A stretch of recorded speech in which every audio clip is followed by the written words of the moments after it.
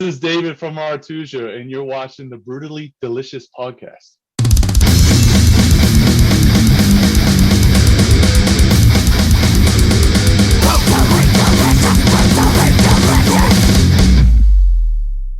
For joining me, I appreciate it.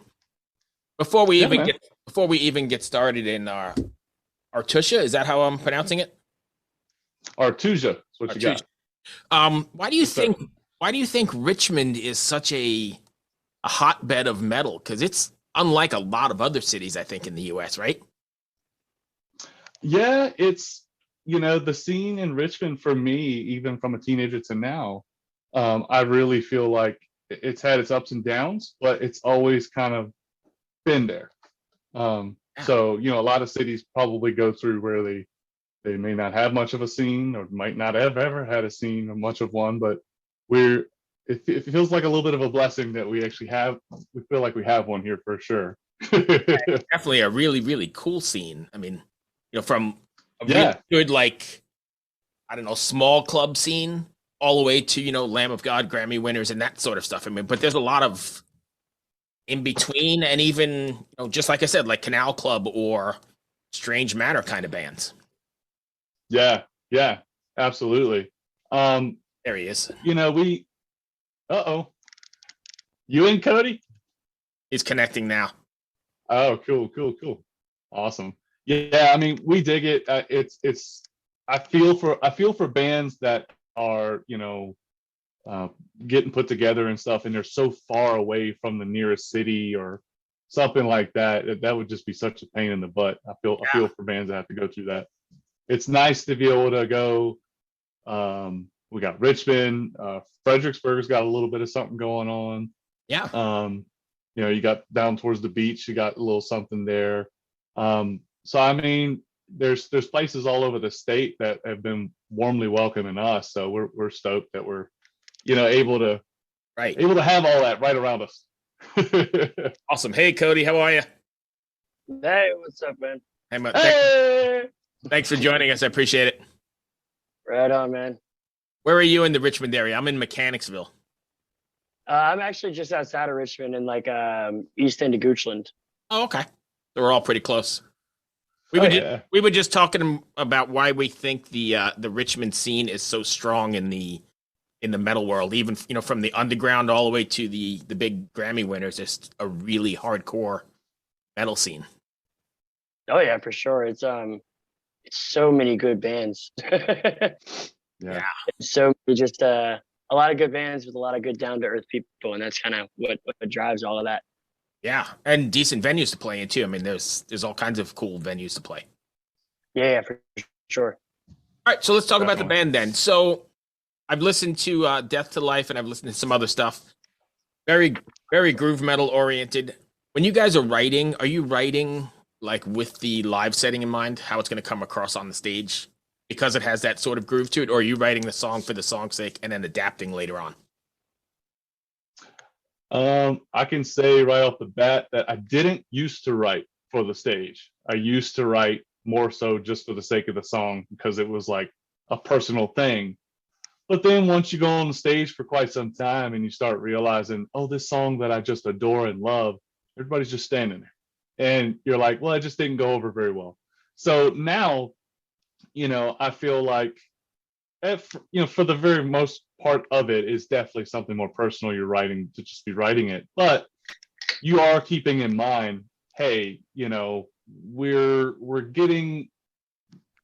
feel like we're getting better as far as the stage band goes, and we feel like that's one of our strong suits. So we've really started to pay a lot more attention to that, and so yeah, I think it's probably a 60-40, 50-50 thing for sure between those two. Okay. I talk to a lot of bands, and especially nowadays, everybody's doing stuff like remotely and they're not even in the same states. You guys seem to all be in the same area. So are you able to take advantage of being in a room and bouncing stuff off each other, or is that not a thing? Oh, definitely. Yeah, definitely. We rehearse right now just consistently. We have one day a week that we all get together. And then there's other days during the week that we're recording or doing different things with different members. But yeah, we when we first got this kind of back up and going, we had played in this band years and years ago, but obviously life and different things happened and Right. we had to get focused and whatever.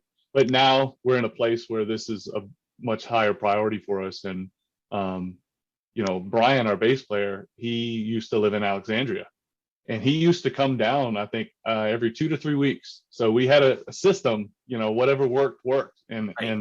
But now he's local here. Everybody's roughly 45 to an hour from the studio. So we're able to make the 1 day a week thing work and do a lot of writing here, just riffing around on my own. And then kind of the other 50% of it gets hashed out in the room with everybody. I think, at least from my perspective as a music connoisseur or whatever, music consumer, it definitely shows, or there's a difference, and it becomes more organic and more immediate, I think, when it's done that way in the studio, like it used to be done in, the 80s or the 70s before you had Zoom or Dropbox or any of that shit. Do you agree? Yes. Oh, I agree. Yeah, for sure. I can definitely see it. Cody, you take that one a little bit more.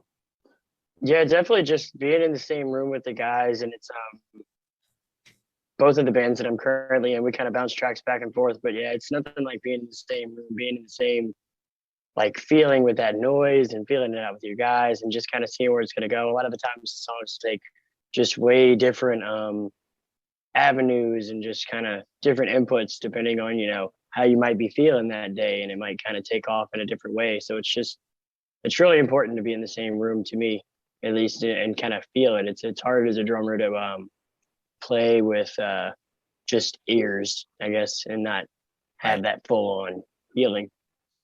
I mean, I know everybody's got to do it differently, and what worked for you guys, may not work for the next band, but I definitely think you can hear that in the final product, when it was actually written that way, if that makes any sort of sense. Yeah, that makes sense. It does. I feel, just to elaborate on it a little bit, I really do feel like technology is great. It can be used in a lot of great ways, but there is that part of you that gets a little like start leaning on it too much, and then you can really start taking some of the flavor out of it.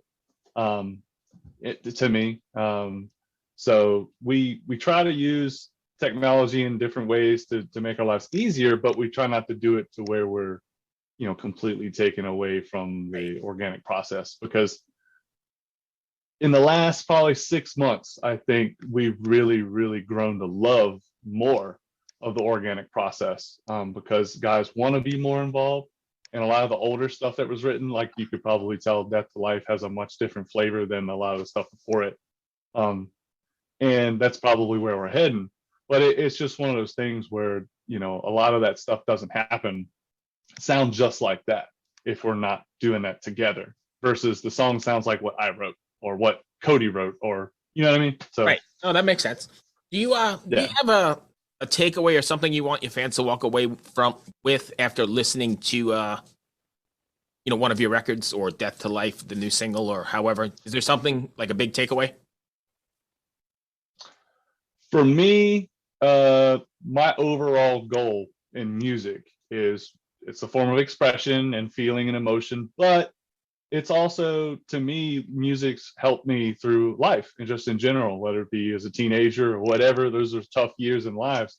So for me, if somebody, especially a kid, teenager, whatever, can put a song on of ours and likes what we're doing and kind of can identify with something that we're saying or just the music itself, and it resonates and helps them not to hurl themselves off a bridge or something, then to me, that's what it's all about for me. And other than that, I just want to just positively affect someone in some way.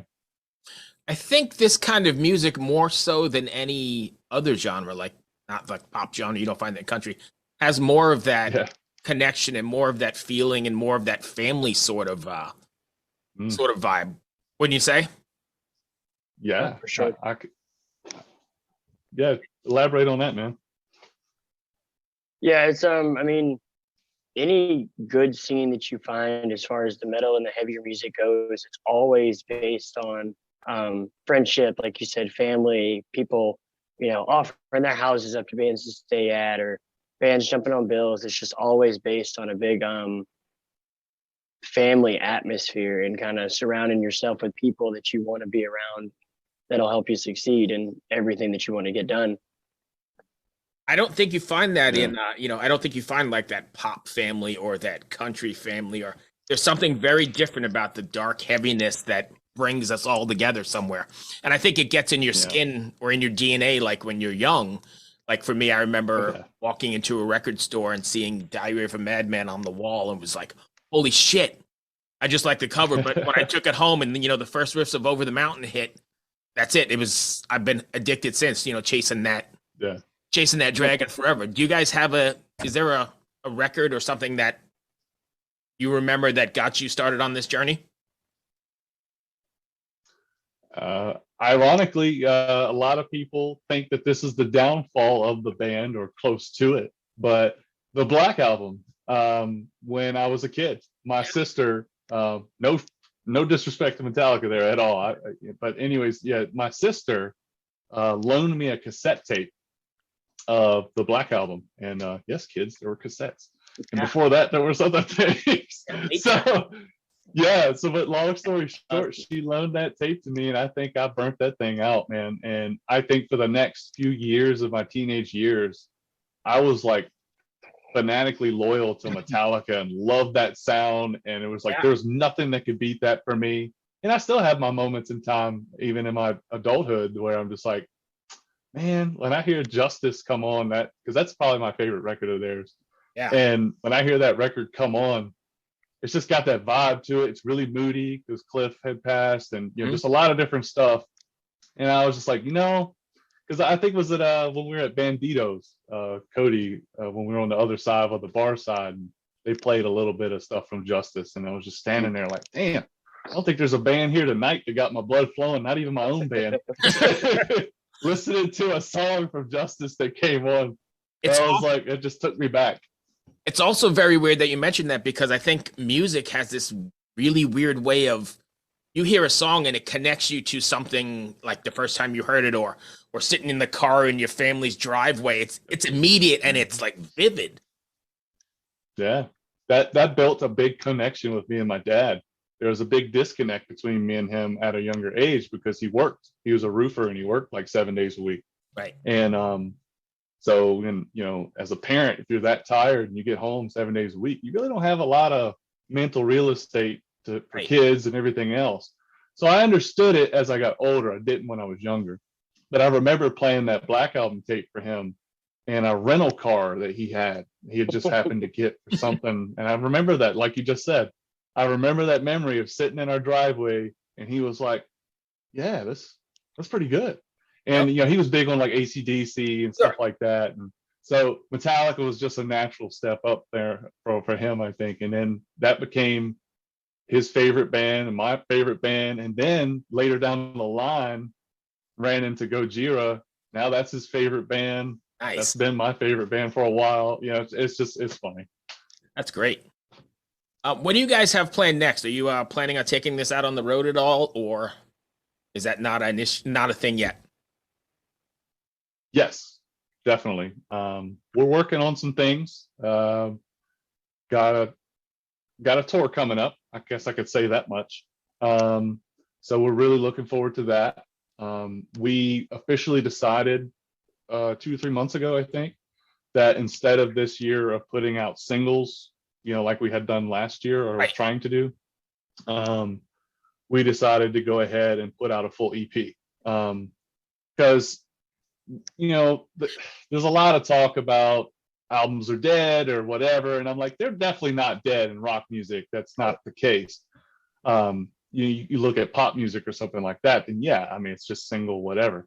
But for rock music, that's not the case. And for me, it's just so annoying if you do find a band that you really love and they're still fairly fresh or new, and then they only have like 2 songs or whatever it is. And I'm just like, man, I feel like we're sitting in that right now. So we really want to get more material out sooner, drop the EP, and then roll from there, do a bunch of music videos for it. I think, I see that the music business had to reinvent itself, especially how we lived in the past 2 years. And, I see the single route But like you said, I'm old school and I want that physical media, and I want to read the liner notes and where you tracked it and who you thanked and all that stuff, Yeah. how you sequenced it, because there's a sequencing art as well, right? Yeah, definitely. I miss that too. Just like talking about like say Metallica or something, looking at the Right. booklets and that's how you got to know a band back then because we didn't have computers or whatever. So, but yeah, it's definitely a thing. Sweet. So I know I told you I had a 1:00, so I'm gonna have to jet shortly. But if fans want to find you, can you give us your socials and all that kind of stuff? Sure. Yeah. We're on Facebook, Instagram. Bands in Town is an app to follow for concerts. Our website, artusia.com.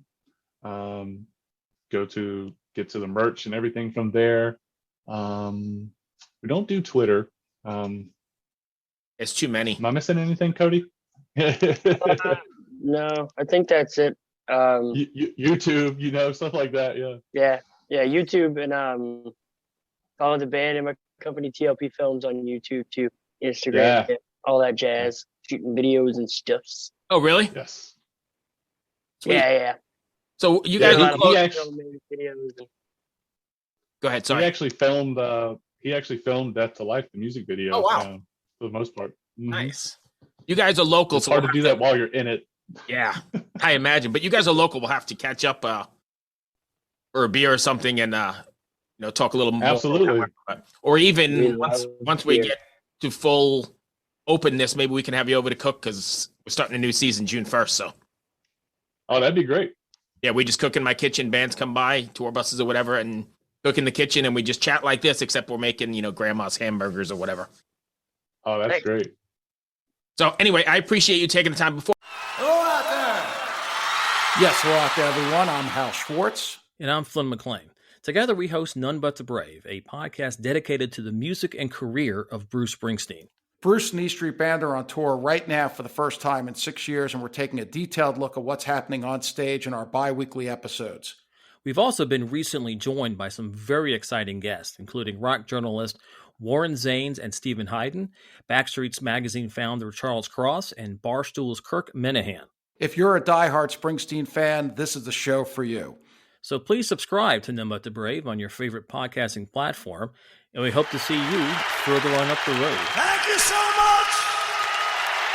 We'll be seeing you.